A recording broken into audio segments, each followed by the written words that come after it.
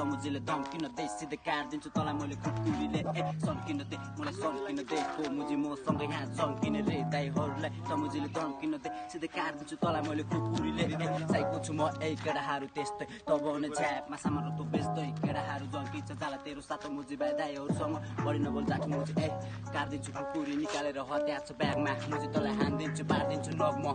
केटाहरू सबैजना बस्नु मैले तेरो छानिस मेरो बस्नु त ए ए यो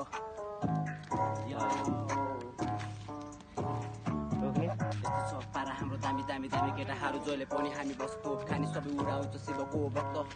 सब अहिले शिवजीले ढोक गर्न जाने जस्तो स्वर्गको अप्सरा परिहरू बोल्दै केटाहरू हेर्ने कालै चल्दै सबजना दामी यहाँ सब अहिले भन्दै केटीहरू परिहरू सबैजना सँगै हामी त बसे सोख खाएको अनि केटाहरूले हेर्न जोक सोख खाएको मैले पनि त्यतिकै आएको अनि त्यतिकै थोक खाएर म चाहिँ अनि हानिरहेको हेर्नु ऱ्याप बाटो बुझिरहेको कुराहरू सब थाहा छ मैले गरिरहेको थिएँ सब लाग्छ केटाहरू पनि हेर्न जन्किन्छ